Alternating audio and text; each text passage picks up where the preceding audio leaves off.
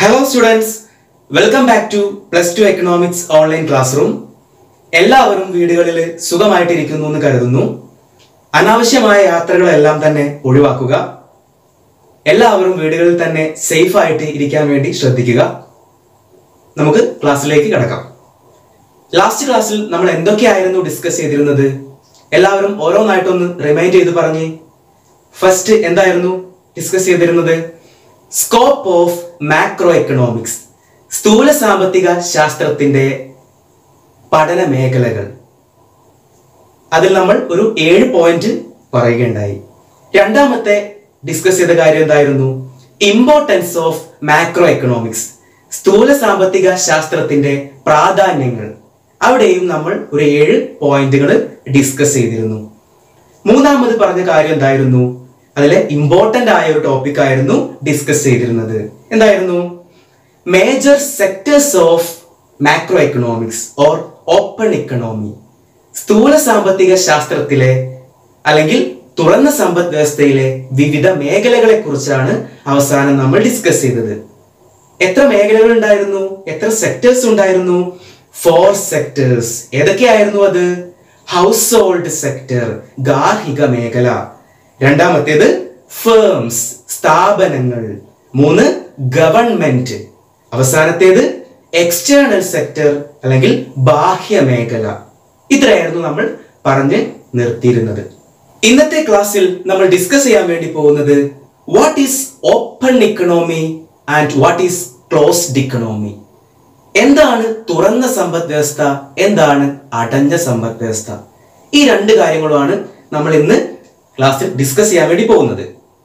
The economies are classified into open economy and closed economy on the basis of trade relations. ഒരു സമ്പദ് വ്യവസ്ഥ തുറന്ന സമ്പദ് വ്യവസ്ഥയാണോ അതോ അടഞ്ഞ സമ്പദ് വ്യവസ്ഥയാണോ എന്ന് വേർതിരിക്കുന്നത് ഒരു കാര്യത്തിന്റെ അടിസ്ഥാനത്തിലാണ്. എന്തായിരുന്നു ആ കാര്യം? വ്യാപാര ബന്ധങ്ങൾ. ഓക്കെ, വ്യാപാര ബന്ധങ്ങളുടെ അടിസ്ഥാനത്തിലാണ് ഒരു സമ്പദ് വ്യവസ്ഥ തുറന്ന സമ്പദ് വ്യവസ്ഥയാണോ അതോ അടഞ്ഞ സമ്പദ് വ്യവസ്ഥയാണോ എന്ന് നമ്മൾ മനസ്സിലാക്കുന്നത്. ഓക്കെ, അപ്പോൾ trade relations. Okay, trade relations അല്ലെങ്കിൽ വ്യാപാര ബന്ധങ്ങൾ. ഓക്കെ, ട്രേഡ് എന്ന് പറഞ്ഞാൽ എന്താണ്? നിങ്ങൾക്കറിയാം എന്താണ് ട്രേഡ് എന്ന് പറഞ്ഞാൽ, അല്ലെങ്കിൽ വ്യാപാരം എന്ന് പറഞ്ഞാൽ എന്താണ്? Trade is the combination of export and import. കയറ്റുമതിയും ഇറക്കുമതിയും കൂടിയതാണ് വ്യാപാരം എന്ന് പറഞ്ഞാൽ. എന്തൊക്കെയാണ്? കയറ്റുമതിയും ഇറക്കുമതിയും കൂടിയതാണ് വ്യാപാരം എന്ന് പറഞ്ഞാൽ. ഓക്കെ ആണല്ലോ? ആ കാര്യത്തിൽ ഒരു സംശയവും നമുക്ക് ഉണ്ടാവരുത്. എക്സ്പോർട്ടും ഇമ്പോർട്ടും കൂടിയതാണ് ട്രേഡ് എന്ന് പറഞ്ഞാൽ. ഓക്കെ ആണല്ലോ? അപ്പോൾ എന്തായിരിക്കും ട്രേഡ് റിലേഷൻ എന്ന് പറഞ്ഞാൽ? Export relation, import relation. വ്യാപാര ബന്ധം എന്ന് പറഞ്ഞാൽ എന്തായിരിക്കും? കയറ്റുമതി ബന്ധവും ഇറക്കുമതി ബന്ധവും ചേർന്നതാണ്. ഓക്കെ ആണല്ലോ? An economy is said to be open economy when there is trade relations with the rest of the world or other countries. ഒരു സമ്പദ് വ്യവസ്ഥ തുറന്ന സമ്പദ് വ്യവസ്ഥയാണ് എന്ന് നമ്മൾ പറയുന്നത് എങ്ങനെയായിരിക്കും?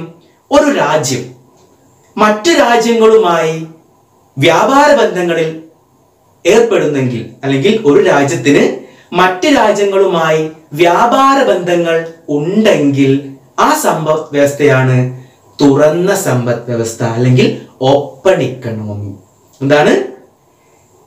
A domestic economy which has trade relations with the rest of the world or other countries. അവിടെ ഒരു വാക്ക് വന്നു. എന്താണത്? Domestic economy. എന്താണ് ഡൊമസ്റ്റിക് ഇക്കണോമി എന്ന് പറഞ്ഞാൽ?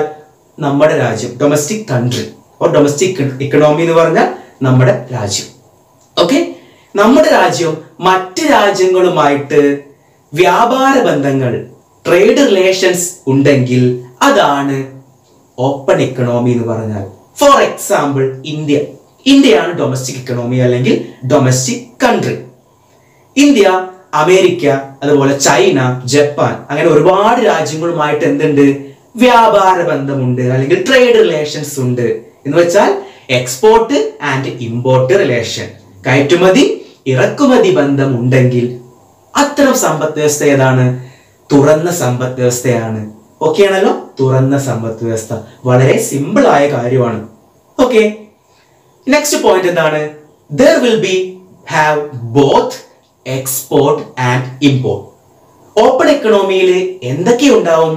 എക്സ്പോർട്ട് ഉണ്ടാവും, ഇമ്പോർട്ട് ഉണ്ടാവും, കയറ്റുമതി ഉണ്ടാവും, ഇറക്കുമതി ഉണ്ടാവും.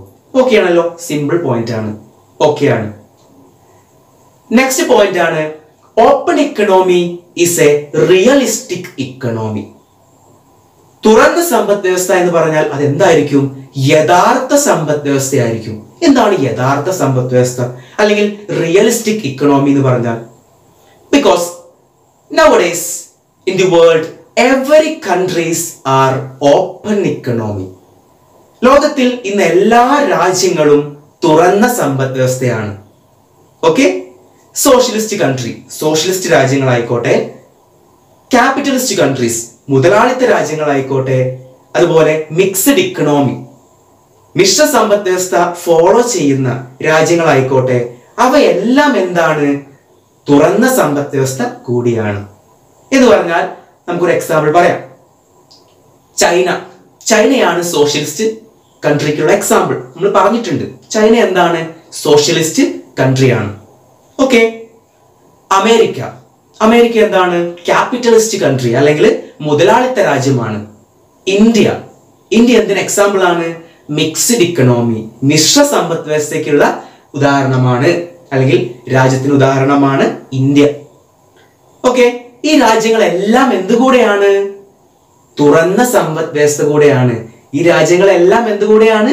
ഓപ്പൺ ഇക്കണോമി കൂടെയാണ്. ഇന്ത്യ എന്താണ്? ഓപ്പൺ ഇക്കണോമിയാണ്. അമേരിക്ക ഓപ്പൺ ഇക്കണോമിയാണ്. ചൈനയും ഓപ്പൺ ഇക്കണോമിയാണ്. എന്ന് വെച്ചാൽ അതിന്റെ അർത്ഥം എന്താണ്? ഈ രാജ്യങ്ങളെല്ലാം തന്നെ ട്രേഡ് റിലേഷൻസിൽ ഏർപ്പെട്ടിരിക്കുന്നു, മറ്റു രാജ്യങ്ങളുമായിട്ട് വ്യാപാര ബന്ധങ്ങളിൽ ഏർപ്പെട്ടിരിക്കുന്നു. ഓക്കെ, ലോകത്തിൽ ഇന്ന് എല്ലാ രാജ്യങ്ങളും എന്താണ്? തുറന്ന സമ്പദ് വ്യവസ്ഥകളാണ്. അതിനൊരു കാരണമുണ്ട്. ആ കാരണം നിങ്ങൾ പഠിച്ചിട്ടുണ്ട്. ഗ്ലോബലൈസേഷൻ, ആഗോളവൽക്കരണം. ഗ്ലോബലൈസേഷന്റെ ആഫ്റ്റർ ഇഫക്റ്റ് ആയിട്ടാണ് അല്ലെങ്കിൽ അനന്തരഫലം, ഓക്കെ, അല്ലെങ്കിൽ അതിന്റെ ഭാഗമായിട്ടാണ് തുറന്ന സമ്പദ് വ്യവസ്ഥ എന്നൊരു കാര്യം വന്നിട്ടുള്ളത്. നമ്മൾ പഠിച്ചിട്ടുണ്ട്. ഹയർ സെക്കൻഡറി 1ാം വർഷത്തില് ഗ്ലോബലൈസേഷൻ അല്ലെങ്കിൽ ആഗോളവൽക്കരണത്തിനെ കുറിച്ചെല്ലാം പഠിച്ചിട്ടുണ്ട്. എന്തായിരുന്നു ഗ്ലോബലൈസേഷൻ എന്ന് പറഞ്ഞാൽ? Close relations between Nations or countries. രാജ്യങ്ങൾ തമ്മിലുള്ള അടുത്ത ബന്ധത്തെ കാണിക്കുന്നതാണ് അല്ലെങ്കിൽ ബന്ധത്തിനെ സൂചിപ്പിക്കുന്നതാണ് ആഗോളവൽക്കരണം. നമ്മൾ പഠിച്ചിട്ടുണ്ട്. ഈ വർഷം നിങ്ങൾക്ക് ആഗോളവൽക്കരണത്തിനെ കുറിച്ച് പഠിക്കാനൊന്നുമില്ല. എങ്കിലും ഓപ്പൺ ഇക്കണോമിയെ കുറിച്ച് പറയുമ്പോൾ അവിടെ ഗ്ലോബലൈസേഷനെ കുറിച്ച് പറയാതിരിക്കാൻ പറ്റത്തില്ല. അതുകൊണ്ടാണ് ഞാൻ അതുകൂടെ എന്ത് ചെയ്തത് നിങ്ങൾക്ക് വേണ്ടി ഒന്ന് പറഞ്ഞു തന്നത്. അപ്പോൾ ഗ്ലോബലൈസേഷന്റെ റിസൾട്ട് ആയിട്ടാണ് എല്ലാ സമ്പദ് വ്യവസ്ഥയും ഇന്ന് ലോകത്തിൽ എന്താണ്? തുറന്ന സമ്പദ് വ്യവസ്ഥയാണ്. എന്ന് വെച്ചാൽ എല്ലാ രാജ്യങ്ങൾക്കും മറ്റു രാജ്യങ്ങളുമായിട്ട് വ്യാപാര ബന്ധമുണ്ട്, ട്രേഡ് റിലേഷൻ ഉണ്ട്, എക്സ്പോർട്ട് ഉണ്ട്, ഇമ്പോർട്ട് ഉണ്ട്. ഓക്കെ, ഇത്രയാണ് ഓപ്പൺ ഇക്കണോമിയെ കുറിച്ച് നമുക്ക് പറയാനുള്ളത്. നെക്സ്റ്റ് എന്തായിരുന്നു? Closed economy. ക്ലോസ്ഡ് ഇക്കണോമി, അടഞ്ഞ സമ്പദ് വ്യവസ്ഥ. ഓക്കെ, ഇവിടെ എന്തായിരിക്കും? Just opposite of open economy. Okay, തുറന്ന സമ്പദ് വ്യവസ്ഥയുടെ നേരെ വിപരീതമായിരിക്കും അടഞ്ഞ സമ്പദ് വ്യവസ്ഥ എന്ന് പറഞ്ഞാൽ. ഇവിടെ എന്തായിരിക്കും? A domestic economy which has no trade relations with the rest of the world or other countries. ഒരു രാജ്യത്തിന് മറ്റ് രാജ്യങ്ങളുമായി വ്യാപാര ബന്ധങ്ങൾ ഇല്ലെങ്കിൽ ആ സമ്പദ് വ്യവസ്ഥ ഏതാണ്? അടഞ്ഞ സമ്പദ് വ്യവസ്ഥയാണ്. Okay, closed ഇക്കണോമിയാണ്. ഓക്കെ, എന്ന് വെച്ചാൽ എക്സ്പോർട്ട് റിലേഷൻ ഇല്ല, ഇമ്പോർട്ട് റിലേഷൻ ഇല്ല, കയറ്റുമതി ഇല്ല, ഇറക്കുമതി ഇല്ല, ഒരു വ്യാപാര ബന്ധവും ഇല്ല. അത്തരം സമ്പദ് വ്യവസ്ഥയാണ് അടഞ്ഞ സമ്പദ് വ്യവസ്ഥ. ഓക്കെ ആണല്ലോ?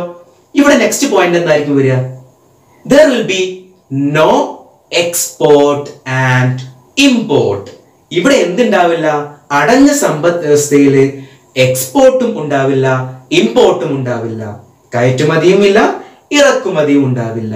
ഓക്കെ, ആ പോയിന്റ് വളരെ ക്ലിയർ ആയിട്ട് നിങ്ങൾക്ക് മനസ്സിലാവണം. ഓക്കെ, തേർഡ് പോയിന്റ് ആണ് closed economy is an imaginary economy. അതാണ് അവിടുത്തെ ക്രിസ്പായ പോയിന്റ്, അവിടുത്തെ ഹൈലൈറ്റ് പോയിന്റ് ആണത്. എന്താണ്? Closed economy is an imaginary economy. അടഞ്ഞ സമ്പദ് വ്യവസ്ഥ എന്ന് പറഞ്ഞാൽ അതെന്താണ്? അതൊരു സാങ്കല്പിക സമ്പദ് വ്യവസ്ഥയാണ്. ഓക്കെ, സാങ്കല്പിക സമ്പദ് വ്യവസ്ഥയാണ്. അപ്പൊ നിങ്ങൾക്ക് തോന്നും എന്താണ് ഈ സാങ്കല്പിക സമ്പദ് വ്യവസ്ഥ എന്ന് പറഞ്ഞു കഴിഞ്ഞാൽ? ഓക്കെ, എന്ന് വെച്ചാൽ ഒരു വ്യാപാര ബന്ധവും ഒരു ട്രേഡ് റിലേഷനും ഇല്ലാത്ത രാജ്യങ്ങൾ ഉണ്ടാവില്ല. ഓക്കെ, വ്യാപാര ബന്ധങ്ങൾ ഒന്നുമില്ലാതെ ഒരു രാജ്യത്തിനും എന്തെയില്ല, നിലനിൽക്കാൻ കഴിയില്ല. അങ്ങനെ ഒരു രാജ്യം എന്തെയില്ല, റിയൽ ഇക്കണോമിയിൽ ഉണ്ടാവില്ല. അതുകൊണ്ടാണ് അത് എന്ത് പറയാൻ കാരണം? It is an imaginary economy. Okay, but sometimes an open economy is temporarily become closed economy. ചില സമയങ്ങളിൽ തുറന്ന സമ്പദ് വ്യവസ്ഥകൾ താൽക്കാലികമായിട്ട് അടഞ്ഞ സമ്പദ് വ്യവസ്ഥയായിട്ട് മാറും. ഓക്കെ, അതിന് ചില സന്ദർഭങ്ങളുണ്ട്, ചില റീസൺസ് ഉണ്ട്. അതെന്തൊക്കെയാണെന്ന് നമുക്ക് നോക്കാം. ചില സമയങ്ങളിൽ ഓക്കെ, ചില റീസൺസ്, അതായത് നാച്ചുറൽ കലാമിറ്റീസ്, പ്രകൃതി ദുരന്തങ്ങൾ, വാർ, യുദ്ധങ്ങൾ, അതർ അൺസർട്ടനിറ്റീസ്, കൂടാതെ മറ്റ് പല അനിശ്ചിതാവസ്ഥകളും. ഈ കാരണങ്ങൾ കൊണ്ടെല്ലാം ചില സമയങ്ങളിൽ തുറന്ന സമ്പദ് വ്യവസ്ഥകൾ എന്തായിട്ട് മാറും? അടഞ്ഞ സമ്പദ് വ്യവസ്ഥകളായിട്ട് മാറും. എന്ന് വെച്ചാൽ വ്യാപാര ബന്ധങ്ങൾ, ട്രേഡ് റിലേഷൻസ് ഒന്നും എന്ത് ചെയ്യില്ല, ഉണ്ടാവില്ല. എക്സ്പോർട്ട് ഉണ്ടാവില്ല, ഇമ്പോർട്ട് ഉണ്ടാവില്ല. നമുക്ക് ഇപ്പോഴത്തെ ഒരു കറന്റ് സിറ്റുവേഷൻ നമുക്ക് എടുക്കാം. കംപ്ലീറ്റ് ലോക്ക്ഡൌൺ ആയ സമയത്ത് നമുക്ക് എന്തായിരുന്നു? എക്സ്പോർട്ടും അതുപോലെ ഇമ്പോർട്ട് എല്ലാം എന്തായിരുന്നു? റെസ്ട്രിക്റ്റ് ചെയ്തിരുന്നു. ഓക്കെ, എക്സ്പോർട്ടും ഇമ്പോർട്ടും എല്ലാം എന്ത് ചെയ്തിരുന്നു? റെസ്ട്രിക്റ്റ് ചെയ്തിരുന്നു, അല്ലെങ്കിൽ നിയന്ത്രിച്ചിരുന്നു. ആ സമയത്ത് എക്കണോമി എല്ലാം കുറച്ചു കാലത്തേക്ക് താൽക്കാലികമായി ടെമ്പററി ആയിട്ട് എന്തായിരുന്നു? ക്ലോസ്ഡ് ഇക്കണോമി ആയിരുന്നു. എന്ന് വെച്ചാൽ കംപ്ലീറ്റ് കാലവും ക്ലോസ്ഡ് ആയിരിക്കുന്നല്ല. ചില സമയങ്ങളിൽ ഞാൻ ഈ പറഞ്ഞ ചില സിറ്റുവേഷൻ ഉണ്ടാകുമ്പോൾ ഓപ്പൺ എക്കണോമി എന്തായിട്ട് മാറും? ക്ലോസ്ഡ് എക്കണോമി ആയിട്ട് മാറും. ഓക്കെ, ഇത്രയും പോയിന്റ് ഓക്കെ ആണോ? രണ്ട് ഇക്കണോമിയിലും, ഓപ്പൺ എക്കണോമിയിലും ക്ലോസ്ഡ് എക്കണോമിയിലും 3 പോയിന്റുകൾ വീതമാണ് നമ്മൾ ഡിസ്കസ് ചെയ്തത്. ഓക്കെ ആണോ? എല്ലാവർക്കും ഓക്കെ ആണ്, ക്ലിയർ ആണ് എന്ന് കരുതുന്നു. ആണല്ലോ? നെക്സ്റ്റ് ടോപ്പിക് ആണ് factors of production and factor incomes. ഉൽപാദന ഘടകങ്ങളും ഘടക വരുമാനങ്ങളും. ഒന്നാമത്തെ പാർട്ടിൽ ഈ കാര്യങ്ങൾ നമ്മൾ അവിടെ പഠിച്ചിട്ടുണ്ട്. നിങ്ങൾ എല്ലാവരും ഓർക്കുന്നുണ്ടോ? ഇവിടെ നമ്മൾ എന്ത് ചെയ്യുന്നു? അതിനെക്കുറിച്ച് പഠിക്കുന്നു. ഫാക്ടേഴ്സ് ഓഫ് പ്രൊഡക്ഷൻ അല്ലെങ്കിൽ ഉൽപാദന ഘടകങ്ങൾ എന്ന് പറഞ്ഞാൽ എന്താണ്? Factors which are required for any production activities or any production process. ഏതൊരു ഉൽപാദന പ്രക്രിയയിലും ആവശ്യമായി വരുന്ന ഘടകങ്ങളെയാണ് എന്ത് വിളിക്കുന്നത്? ഉൽപാദന ഘടകങ്ങൾ. ഓക്കെ ആണല്ലോ? മറ്റ് പേരുകൾ കൂടെ ഇത് അറിയപ്പെടും. എന്തായിരുന്നു? ഉൽപാദന ഉപാധികൾ എന്ന പേരിൽ അറിയപ്പെടുന്നു, അല്ലെങ്കിൽ മീൻസ് ഓഫ് പ്രൊഡക്ഷൻ എന്ന പേരിലും അറിയപ്പെടുന്നു. Okay, there are 4 major factors of production. പ്രധാനമായും 4 ഉൽപാദന ഘടകങ്ങളാണ് ഉള്ളത്. ഏതൊക്കെയായിരുന്നു? നമുക്കറിയാം. ഓരോന്നായിട്ടൊന്ന് പറഞ്ഞു നോക്കിക്കേ. ലാൻഡ്, ഭൂമി. അടുത്തത് ലേബർ, തൊഴിലാളികൾ. മൂന്നാമത്തേത് ക്യാപിറ്റൽ, മൂലധനം. അവസാനത്തേത് ഓർഗനൈസേഷൻ, സംഘാടനം. ഓക്കെ ആണല്ലോ? എല്ലാവർക്കും അറിയുമെന്ന് കരുതുന്നു. ഓക്കെ, ഇവിടെ നമ്മൾ എന്ത് ചെയ്യുന്നു? ഓരോ ഫാക്ടറിനും, ഓരോ ഉൽപാദന ഘടകത്തിന്റെ മീനിങ്, അതുകൊണ്ട് എന്താണ് ഉദ്ദേശിക്കുന്നത് എന്ന് കൂടെ നമ്മൾ അഡീഷണൽ ആയിട്ട് പഠിക്കുന്നു. കാരണം എക്സാമിന് ചോദിക്കാറുണ്ട്. എക്സാമിന് ചോദിക്കും എന്താണ് ലാൻഡ്, അല്ലെങ്കിൽ എന്താണ് ഭൂമി, എന്താണ് ക്യാപിറ്റൽ, അങ്ങനെ ഓരോന്നും എന്താണെന്ന് ഫില്ലിംഗ് ദ ബ്ലാങ്കിൽ ചോദിക്കാം. അല്ലെങ്കിൽ മാച്ച് ദ ഫോളോവിങ്, ചേരുംപടി ചേർക്കാനും ചോദിക്കാം. ഓക്കെ, നമുക്ക് ആദ്യം ഒന്നാമത്തെ ഫാക്ടറായ ലാൻഡ് എടുക്കാം. ഭൂമിയെ കുറിച്ച് പഠിക്കാം. എന്താണ് ലാൻഡ് എന്ന് പറഞ്ഞാൽ? Land is the gift of God. ദൈവം കനിഞ്ഞു നൽകിയ വരദാനമാണ് ഭൂമി. അതായത് ദൈവം നമുക്ക് ദൈവത്തിന്റെ അനുഗ്രഹമായിട്ട് ദൈവം നമുക്ക് തന്നിട്ടുള്ളതാണ് ഭൂമി എന്ന് പറഞ്ഞാല്. ഓക്കെ ആണല്ലോ. Land is A gift of God. Simple meaning ആണല്ലോ, സിമ്പിൾ ആയ മീനിങ് ആണ്. ലാൻഡിൽ നിന്നും കിട്ടുന്ന ഫാക്ടർ ഇൻകം ഏതാണ്? അല്ലെങ്കിൽ ഭൂമിക്ക് കിട്ടുന്ന ഘടക വരുമാനം ഏതാണ്? എന്താണ് പറയൂ? റെന്റ് ആണ്. റെന്റ്, വാടക അല്ലെങ്കിൽ പാട്ടം. ഓക്കെ ആണല്ലോ. ലാൻഡിന് റെന്റ് ആണ്. അത് മറന്നു പോകരുത്, എക്സാമിന് ചോദിക്കുന്നതാണ്. മാച്ച് ദ ഫോളോവിംഗിൽ വരുന്ന ചോദ്യമാണ്, മറന്നു പോകരുത്. രണ്ടാമത്തെ ഫാക്ടർ ഏതായിരുന്നു? ലേബേഴ്സ്, തൊഴിലാളികൾ. ലേബേഴ്സ്, തൊഴിലാളികൾ. എന്താണ് അതുകൊണ്ട് ഉദ്ദേശിക്കുന്നത്? Any physical and mental ability that create anything in the world. That create anything in the world. മാനസികമായതോ ശാരീരികമായതോ ആയ കഴിവുകൾ ഉപയോഗിച്ചുകൊണ്ട് ലോകത്തിന് വരുമാനം നേടിക്കൊടുക്കുന്ന ആളാണ് തൊഴിലാളികൾ. ഇങ്ങനെയാണ് ശാരീരികമായും മാനസികമായുള്ള കഴിവുകൾ ഉപയോഗിച്ചുകൊണ്ട്. ഓക്കെ, നിങ്ങൾ എല്ലാവരും എന്താണ്? എല്ലാവരും ഒരു തൊഴിലാളിയാണ്, ഒരു ജോലി ചെയ്യുന്ന ആളാണ്. ഫോർ എക്സാമ്പിൾ, ഞാനാണെന്ന് വിചാരിക്കുക, ഞാനൊരു ലേബറാണ്, അല്ലെങ്കിൽ ഞാനൊരു തൊഴിലാളിയാണ്. എൻ്റെ ശാരീരികമായ ഫിസിക്കലും അതുപോലെ മെന്റലുമായിട്ടുള്ള, അതായത് മാനസികവുമായിട്ടുള്ള കഴിവുകൾ, physical and mental ability. Okay, എൻ്റെ ഫിസിക്കൽ ആൻഡ് മെന്റൽ എബിലിറ്റി ഞാൻ എന്ത് ചെയ്യുന്നു? ഉപയോഗിച്ച് ജോലി ചെയ്യുന്നു. ആ ജോലി ചെയ്യുമ്പോൾ എന്ത് കിട്ടുന്നു? വരുമാനം എനിക്ക് കിട്ടും. ആണല്ലോ, എനിക്ക് വരുമാനം കിട്ടും. ഓക്കെ, ഈ വരുമാനം എനിക്ക് മാത്രമാണോ കിട്ടുക? ഇല്ല. ഞാൻ ആർക്ക് വേണ്ടിയാണോ ജോലി ചെയ്യുന്നത് അവർക്കും എന്ത് ചെയ്യുന്നുണ്ട്? വരുമാനം കിട്ടുന്നുണ്ട്. ലോകത്തിലെ എല്ലാവരും എന്താണ്? ലേബേഴ്സ് ആണ്, തൊഴിലാളികളാണ്, അല്ലെ? എല്ലാവരും ജോലി ചെയ്യുന്നവരാണ്. അവരുടെ ഫിസിക്കൽ ആൻഡ് മെന്റൽ എബിലിറ്റി എന്ത് നേടിക്കൊടുക്കുന്നു? ലോകത്തിന് തന്നെ എന്ത് നേടിക്കൊടുക്കുന്നു? വരുമാനം നേടിക്കൊടുക്കുന്നു. ഓക്കെ ആണല്ലോ. അതാണ് ഇതുകൊണ്ട് ഉദ്ദേശിച്ചത്. സിമ്പിൾ ആണല്ലോ. ലേബറിന് കിട്ടുന്ന ഫാക്ടർ ഇൻകം ഏതാണ്? അല്ലെങ്കിൽ ഘടക വരുമാനം ഏതാണ്? വേതനം അല്ലെങ്കിൽ ശമ്പളം. വേജസ് ഓർ സാലറി ആണല്ലോ. വേജ് ഓർ സാലറി ആണ് കിട്ടുന്നത്. രണ്ട് ഫാക്ടേഴ്സ് ഓഫ് പ്രൊഡക്ഷൻ മീനിങ് എല്ലാം ഓക്കെ ആണെന്ന് കരുതുന്നു. മൂന്നാമത്തെ ഫാക്ടേഴ്സ് ഓഫ് പ്രൊഡക്ഷൻ അല്ലെങ്കിൽ ഉൽപാദന ഘടകമാണ് ക്യാപിറ്റൽ, മൂലധനം. എന്താണ് ക്യാപിറ്റൽ എന്ന് നമുക്ക് നോക്കാം. Capital is the man made asset which creates income in future. ഭാവിയിൽ വരുമാനം നേടിക്കൊടുക്കുന്ന മനുഷ്യനിർമ്മിത ആസ്തികളാണ് മൂലധനം. എന്താണ്? ഭാവിയിൽ വരുമാനം നേടിക്കൊടുക്കുന്ന മനുഷ്യനിർമ്മിത ആസ്തികളാണ് മൂലധനം, മാൻ മെയ്ഡ് അസറ്റ്. ഫോർ എക്സാമ്പിൾ, നിങ്ങൾ ഒരു ബിസിനസ് തുടങ്ങാന്ന് വിചാരിക്കുക. ഒരു ബിസിനസ് നിങ്ങൾ തുടങ്ങുകയാണ്. ബിസിനസ് തുടങ്ങാൻ ആദ്യം വേണ്ട കാര്യം എന്താണ്? പണം വേണം, ക്യാപിറ്റൽ, മൂലധനം വേണം. നിങ്ങൾ അത് ഇൻവെസ്റ്റ് ചെയ്തു, നിക്ഷേപിച്ചു. നിങ്ങൾ അത് ക്യാപിറ്റൽ ഇൻവെസ്റ്റ് ചെയ്യുന്നതിന്റെ ഉദ്ദേശം എന്താണ്? ഭാവിയിൽ നിങ്ങൾക്ക് ആ ബിസിനസ്സിൽ നിന്ന് വരുമാനം കിട്ടാൻ വേണ്ടിയിട്ടാണ്, അല്ലെ? ഫ്യൂച്ചറിൽ ഇൻകം ഏൺ ചെയ്യുവാൻ വേണ്ടിയിട്ടാണ് നിങ്ങൾ അതിലേക്ക് എന്ത് ചെയ്യുന്നത്? ഇൻവെസ്റ്റ് ചെയ്യുന്നത്. ഓക്കെ, അപ്പൊ നിങ്ങൾ അവിടെ നിക്ഷേപിക്കുന്ന പണം എന്ന് പറഞ്ഞാൽ, ക്യാഷ് എന്ന് പറഞ്ഞാൽ എന്താണ്?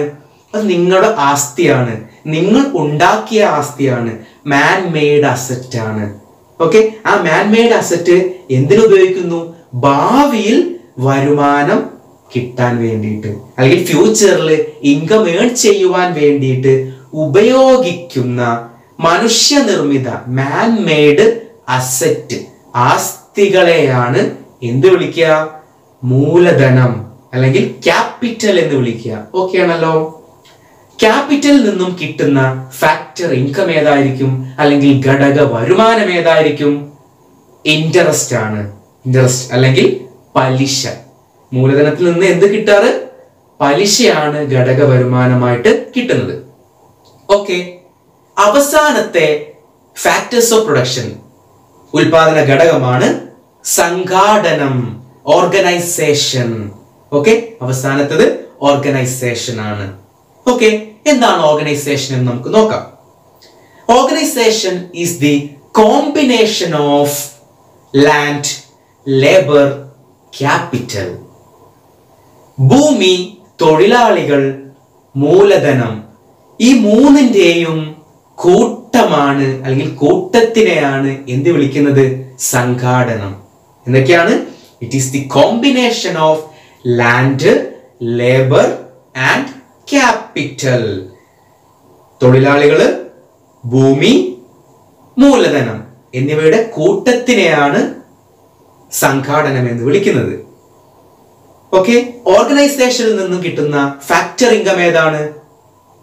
പ്രോഫിറ്റ് ആണ്, ലാഭം. ലാഭമാണ് ഘടക വരുമാനമായിട്ട് കിട്ടുന്നത്. ഓക്കെ, എല്ലാവർക്കും ഫാക്ടേഴ്സ് ഓഫ് പ്രൊഡക്ഷനെ കുറിച്ചും ഫാക്ടർ ഇൻകത്തിനെ കുറിച്ചും എന്താണ് മനസ്സിലായി കാണുമെന്ന് കരുതുന്നു. എല്ലാം വ്യക്തമാണെന്ന് കരുതുന്നു. ഓക്കെ, ഇതോടെ മാക്രോ എക്കണോമിക്സിലെ ഒന്നാമത്തെ ചാപ്റ്റർ, അതായത് ഈ ചാപ്റ്റർ നമ്മൾ അവസാനിപ്പിച്ചു. ഇത്രയാണ് ഈ ചാപ്റ്ററിൽ പഠിക്കാനുള്ളത്. ഓക്കെ, ഇനി ഈ ചാപ്റ്ററിൽ പഠിച്ച എല്ലാ കാര്യങ്ങളും നമ്മൾ ഒന്നുകൂടെ റിമൈൻഡ് ചെയ്യാൻ വേണ്ടിയിട്ട് പോവാണ്. ഓക്കെ, എല്ലാവരും റെഡി ആണല്ലോ? ഓരോ ഹെഡിങ്ങുകളായിട്ട് ഞാനിവിടെ പറയുന്നു. ഫസ്റ്റ് എന്തായിരുന്നു നമ്മൾ എടുത്തിരുന്നത്? എമർജൻസ് ഓഫ് മാക്രോ എക്കണോമിക്സ്, സ്ഥൂല സാമ്പത്തിക ശാസ്ത്രത്തിന്റെ ആവിർഭാവം. Next, classicals versus Keynesian, classical സാമ്പത്തിക ചിന്തകളും കെയ്നീഷ്യൻ സാമ്പത്തിക ചിന്തകളും തമ്മിലുള്ള വ്യത്യാസം, ഡിഫറൻസിനെ കാണിക്കുന്ന ഒരു ടേബിൾ നമ്മൾ പഠിച്ചു. നെക്സ്റ്റ് എന്തായിരുന്നു? സ്കോപ്പ് ഓഫ് മാക്രോ എക്കണോമിക്സ്, സ്ഥൂല സാമ്പത്തിക ശാസ്ത്രത്തിന്റെ പഠന മേഖലകൾ. Next, importance of macro economics, സ്ഥൂല സാമ്പത്തിക ശാസ്ത്രത്തിന്റെ പ്രാധാന്യങ്ങൾ. Next, major sectors of macro economics or open economy, സ്ഥൂല സാമ്പത്തിക ശാസ്ത്രത്തിലെ അല്ലെങ്കിൽ തുറന്ന സമ്പദ് വ്യവസ്ഥയിലെ വിവിധ മേഖലകളെ കുറിച്ച് പഠിച്ചു. ഓക്കെ, നെക്സ്റ്റ് എന്താ പഠിച്ചത്? തുറന്ന സമ്പദ് വ്യവസ്ഥയും അടഞ്ഞ സമ്പദ് വ്യവസ്ഥയും എന്താണെന്ന് പഠിച്ചു. Open economy and closed economy. Last എന്ത് പഠിച്ചു? Factors of production and factors income, ഉൽപാദന ഘടകങ്ങളെ കുറിച്ചും ഘടക വരുമാനങ്ങളെ കുറിച്ചും പഠിച്ചു. ഇത്രയാണ് ഈ ചാപ്റ്ററിൽ നമുക്ക് പഠിക്കാനുള്ളത്. എല്ലാവർക്കും ക്ലാസ് മനസ്സിലായി കാണുമെന്ന് കരുതുന്നു. സംശയങ്ങളുണ്ടെങ്കിൽ എന്നെ വിളിച്ച് ക്ലിയർ ചെയ്യേണ്ടതാണ്. ഓക്കെ, അപ്പോൾ ഇതോടെ ഈ ചാപ്റ്റർ അവസാനിച്ചിരിക്കുന്നു. അടുത്ത ക്ലാസ്സിൽ പുതിയൊരു ചാപ്റ്ററുമായിട്ട് നമുക്ക് വീണ്ടും കാണാം. എല്ലാവർക്കും ഒരു ശുഭദിനം നേരുന്നു. Thank you so much.